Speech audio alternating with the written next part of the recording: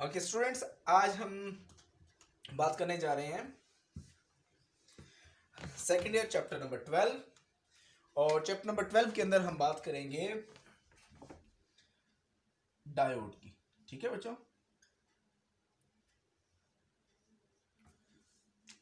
Okay. सो ये असल में आफाक की फरमाइश थी। आफाक कहता था कि सर हमें पीछे से थोड़ा पढ़ा दें, हमने नहीं पढ़ा हुआ। तो आज हम डायोड को देखते हैं, डायोड होता क्या है।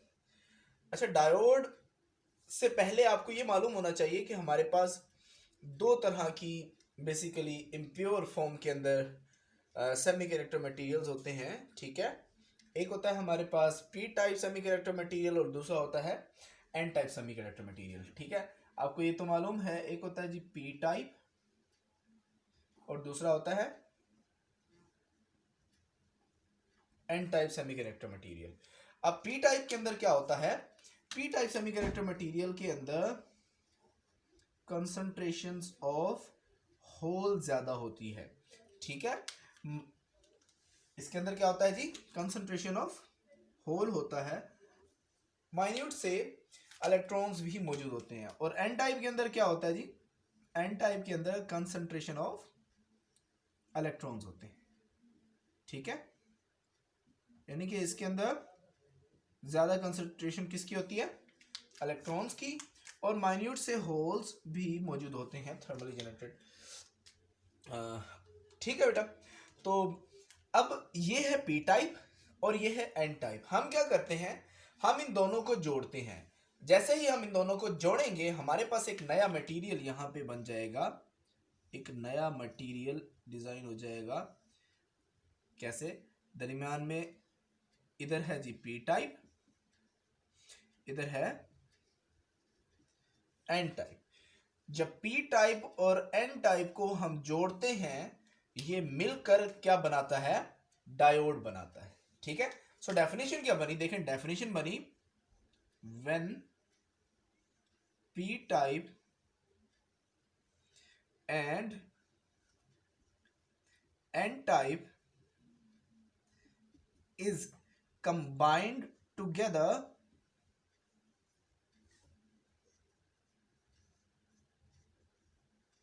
ठीक है, जब ये दोनों जुड़ते हैं, दे मेक अ डायोड। इनसे हमें क्या मिलता है, डायोड मिलता है। पी टाइप और एन टाइप जब मिलते हैं तो हमें डायोड मिलता है।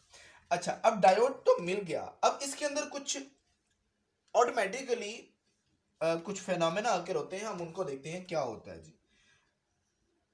हम दोबारा से बनाते हैं,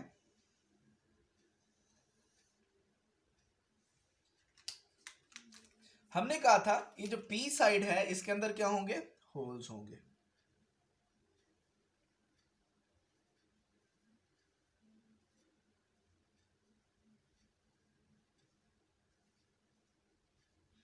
और हमने कहा था एन टाइप के अंदर क्या होंगे, इलेक्ट्रॉन्स होंगे। आप नेगेटिव माइनस सिर्फ लगा सकते हैं, आपकी मर्जी है। मैंने क्योंकि इलेक्ट्रॉन पहले शो करवा दिया इसलिए मैं इलेक्ट्रॉन से ही शो करवा दूं। क्लियर हो गया। अच्छा, इनके दरमियान में ना एक रीजन आ जाएगा, पहले यह दीवार थी ना ऐसे, ठीक है, एक साइड में पी थे, एक साइड, जैसे ही ये जुड़े पी और एन को हमने इकट्ठा किया तो हुआ क्या, हुआ ये इस दीवार के, इस सेंटर वाली दीवार के इस साइड पे मौजूद, मैं होल्स को जरा इस जगह पर रेड से शो करवा रहा हूं, जरा ध्यान से देखिएगा। और इधर से मैं इलेक्ट्रॉन्स को भी रेड से शो करवा रहा हूं ताकि हमें समझने में आसानी हो। ठीक है, दो दो होल्स इधर भी, दो दो होल्स इधर भी मैं शो करवा रहा हूं, ऐसे ऐसे। ओके, अब होगा क्या, अब यहां से ये इलेक्ट्रॉन इस होल को कंपनसेट करवाएगा, क्योंकि होल को जरूरत होती है इलेक्ट्रॉन की, तो इलेक्ट्रॉन यहां से जंप करेगा, इधर आ जाएगा। देखते हैं जी क्या होगा। ये पहला इलेक्ट्रॉन हम जंप करवाते हैं, ये पहला इलेक्ट्रॉन जैसे ही यहां से जंप करेगा तो ये इलेक्ट्रॉन यहां से जंप करके इधर आ गया। अब क्या हुआ, इधर होल, इधर इलेक्ट्रॉन। अच्छा, अब ये इलेक्ट्रॉन इधर जंप करेगा, इलेक्ट्रॉन ये वाला इधर और होल इधर आ गया, ठीक हो गया। अच्छा, इधर से ये इलेक्ट्रॉन इधर जंप करेगा, ये इलेक्ट्रॉन इधर, होल इधर आ गया। ये इलेक्ट्रॉन जंप करेगा इस होल को और होल इधर आ गया, समझ आइए। अच्छा, अब जैसे ही होल इधर आए, इन होल्स ने क्या किया, इन होल्स को रिपेल किया। रिपेल करने की वजह से ये वाले होल्स पीछे हो गए, ये वाले होल्स पीछे हो गए। अब क्या होगा, अब ये इलेक्ट्रॉन्स इन होल्स के पास नहीं जाएंगे, अपना इलेक्ट्रॉन इनको नहीं देंगे। उससे क्या होगा, उससे होगा ये, और सिमिलरली ये इलेक्ट्रॉन्स इन इलेक्ट्रॉन्स को भी रिपेल करेंगे और ये इलेक्ट्रॉन्स भी क्या हो जाएंगे, पीछे चले जाएंगे। मैं इनको थोड़ा सा पीछे बना देता हूं ग्रीन से, ठीक है। ये इलेक्ट्रॉन्स भी पीछे चले जाएंगे।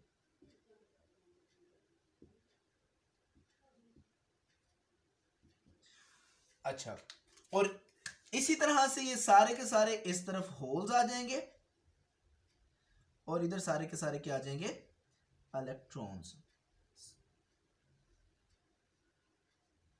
यहां पे सारे के सारे होल्स आ गए, समझ आ गई। तो ये एक स्पेसिफिक रीजन बन जाएगा, एक स्पेसिफिक रीजन जहां पे क्या हुए, electrons from the N type combined with the holes of the P type. P type के होल्स के साथ उन्होंने कंबाइन किया और एक रीजन बना दिया। उस रीजन को हम कहते हैं डिप्लीशन रीजन। इस रीजन को क्या कहते हैं, डिप्लीशन। अच्छा, इस रीजन के अंदर आपको फ्री कोई इलेक्ट्रॉन या होल नजर नहीं आएगा, कोई फ्री इलेक्ट्रॉन या होल नजर नहीं आएगा जो कि किसी और से जाके कंबाइन हो। ये यहां पे ना कोई होल होगा या इलेक्ट्रॉन होगा, ना यहां पे। ये जो होल या इलेक्ट्रॉन्स हैं, इन्होंने क्या किया, एक दूसरे की जगह ली है। So they are not free, they are bound here, ये बाउंड होंगे। अच्छा, इस रीजन को हम क्या कहते हैं, मैंने अभी बताया, इस रीजन को कहते हैं डिप्लीशन रीजन, ठीक है। और इस डिप्लीशन रीजन के बनने से क्या होगा, एक बैरियर, एक रुकावट पैदा हो जाएगी इन होल्स को इधर जाने और इन इलेक्ट्रॉन को इधर जाने से रोकने के लिए। इस रुकावट को कहते हैं पोटेंशियल बैरियर, पोटेंशियल बैरियर, समझ आ गई। अच्छा, ये पोटेंशियल बैरियर का मतलब है दरमियान में एक पोटेंशियल का बैरियर खड़ा हो गया है। अगर इसका पोटेंशियल उस पोटेंशियल के बैरियर से ज्यादा हो जाएगा तब ये यहां से इधर जा सकेगा, अदरवाइज ये नहीं जा सकेगा। तो ये पोटेंशियल बैरियर जो है ये सिलिकॉन का होता है, ये सिलिकॉन का होता है जी 0.7 वोल्ट और जर्मेनियम का होता है 0.3 वोल्ट। ये याद रखिएगा, एमसीक्यूज के लिए है। तो सिलिकॉन का पोटेंशियल बैरियर कितना होता है, 0.7 वोल्ट, और जर्मेनियम का कितना होता है, 0.3 वोल्ट। यानी कि अगर आपने इस होल या इन इलेक्ट्रॉन्स को इस तरफ, होल्स को इस तरफ मूव कराना है अक्रॉस दिस बैरियर, तो आपको क्या करना पड़ेगा, आपने इनके अक्रॉस ऐसी बैटरी लगानी है जिसका पोटेंशियल, अगर तो जर्मेनियम इसमें इस्तेमाल हुआ है तो 0.3 से बड़ा हो, अगर सिलिकॉन इस्तेमाल हुआ तो 0.7 से ज्यादा होना चाहिए, तब ये पोटेंशियल बैरियर को क्रॉस कर सकेंगे, अदरवाइज नहीं कर सकेंगे। ये याद रखिएगा। अच्छा, अब हम बात करते हैं, ये तो हमें समझ आ गया डायोड क्या होता है। डायोड क्या होता है, पी टाइप और एन टाइप को जब ज्वाइन करते हैं, मिलाते हैं, तो हमें एक नई टर्म मिलती है जिसको हम डायोड कहते हैं। उस डायोड के सेंटर में एक डिप्लीशन रीजन जनरेट होता है, और ये डिप्लीशन रीजन कैसे जनरेट होता है? एन टाइप के अंदर से इलेक्ट्रॉन्स पी टाइप के अंदर से होल के साथ रिकंबाइन होते हैं, कंबाइन होते हैं। उनकी वजह से सेंटर में एक रीजन क्रिएट हो जाता है, जिस रीजन में कोई चार्ज फ्री मूव नहीं कर सकते, वो बाउंड हो जाते हैं चार्जेस। उस रीजन को हम कहते हैं डिप्लीशन रीजन, और उस रीजन का जो पोटेंशियल होता है, उस पोटेंशियल को कहते हैं पोटेंशियल बैरियर। और हमने ये बताया ये पोटेंशियल बैरियर सिलिकॉन का 0.7 वोल्ट होता है और जर्मेनियम का 0.3 वोल्ट होता है। अब हम बात करते हैं कि ये फॉरवर्ड बाइसिंग क्या होती है और रिवर्स बाइसिंग क्या होती है। ठीक है, हम क्या बात करते हैं जी? हम बात करते हैं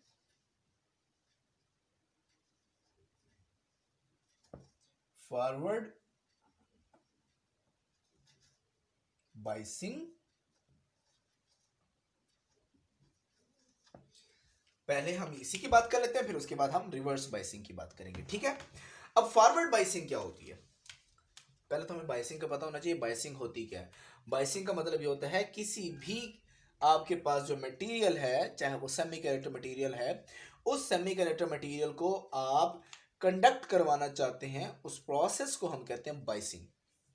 अच्छा, अब बाइसिंग मैंने भी आपको सेमीकंडक्टर मटेरियल शो करवाया है, ये डायोड आपको पता चल गया है,